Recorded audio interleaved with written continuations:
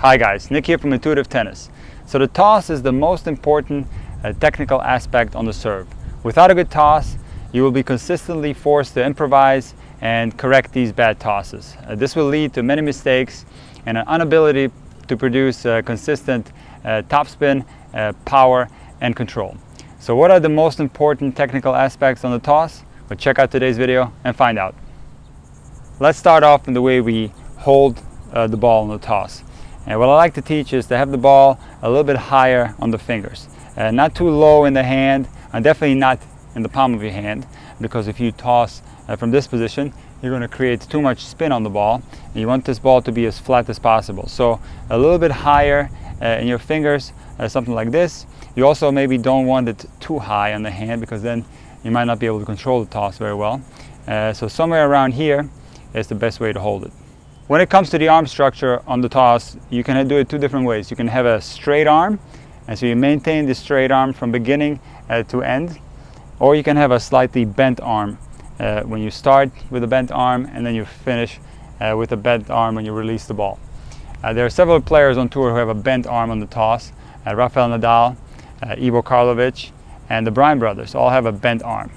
What's not desirable is to changing the arm structure throughout the toss. So it's very common for recreational players to, for example, start with a bend and then go into a straight arm like this. That can create some inconsistencies. Or the other way around, if we start straight and then go into a bend, this will definitely not work, and it will most of the time send the ball backwards.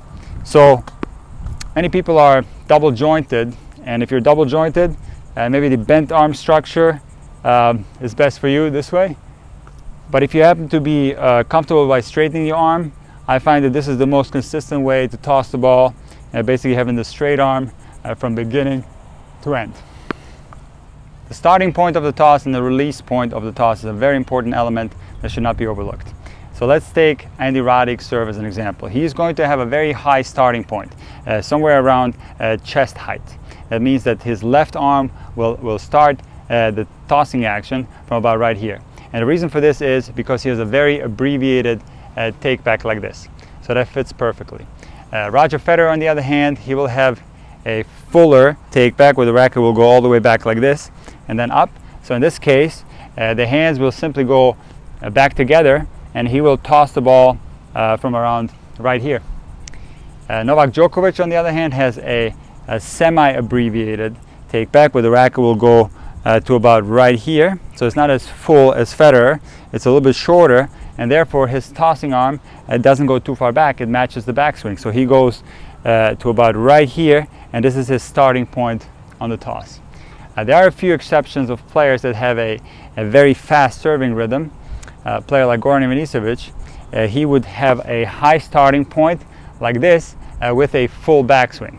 What this means is a higher starting point gives us less time back here, and then we have to have a very speedy take back if we want to have a high starting point with a full backswing. So I recommend that you take a look at your style of serve and match it with your starting point on the toss. The release point of the toss is usually going to be around eye level, somewhere around here. That's where we let go of the ball. And what that ensures us is that the toss goes inside the court, because that's a very important part of the toss, that we toss it slightly inside the court, and by releasing it right here, ensures us that the toss goes slightly forward. The tempo of the tossing arm is another very important aspect, and usually it should be slow to fast. If you do it slow the entire way, you will have a very difficult time creating enough height on the toss, because it's always better to throw it too high than too low. So to achieve a higher toss, we have to slowly start and then gradually speed up, and that way we get a nice high toss and we can hit the ball on the way down. If we do it fast the entire way, we're going to lose control too fast, and the ball is just going to go way too high, or it's going to go too far forward, too far to the left, too far to the right. It's very difficult to control it that way. So we start slowly and then speed up gradually. The hand position on the ball release is another very important aspect of the toss. The best way to do it is by keeping the fingers together and keeping the palm of the hand to the sky like this. This makes it very easy to throw the ball inside the court. If you keep your fingers curled like this after the release, you can send the ball flying backwards, and you obviously don't want that. There's a few different styles on tour that you see. You see some players have the palm of the hand point towards the back fence. Some do it with the palm to the sky. Some will actually take the ball and twist their hand like this in the air. And these are all different methods, but it's very important that the fingers are firm, somewhat together, and that there's no type of curling action on the toss. There are also a few examples. Feliciano Lopez is one, where they have a weird hand position on the ball release, something like this, and I really don't recommend that. And it makes it very difficult to throw the ball consistently in front. And the most important aspect of the toss is the height of the toss. It is always better to throw it too high than too low. Very common for recreational players, and especially beginners, is to have a very low toss, something like this, and because the player feels very safe that they're going to throw it in the right place, and then the racket is angled this way, and it just basically tap the ball over to the other side. With a toss that's too low, there's really no way to correct that. You will not be able to extend your arm fully, and you will get a bad angle when it comes to the contact point.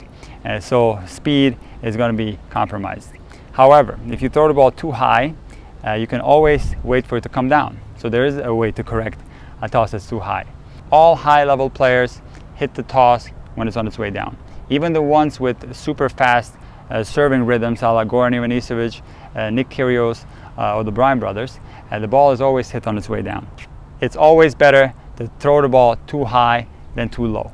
And when we throw the ball too high, we can correct it very easily by waiting for it.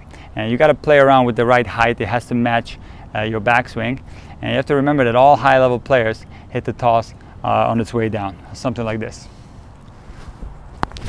You can see there, I hit that ball when it came down. I'm not actually aware how much it came down, but the feeling in your mind should be slightly down coming of the ball, and then you make contact. The topic of direction on the toss is a lengthy one, so I want to make sure that I cover that in another video. So please tune in next week when I cover the 3 ways to toss the ball on your serve. Thank you guys for watching this video. Please hit that like button, subscribe if you haven't already, and leave a comment in the section below, and I'll be happy to respond. We'll see you next time.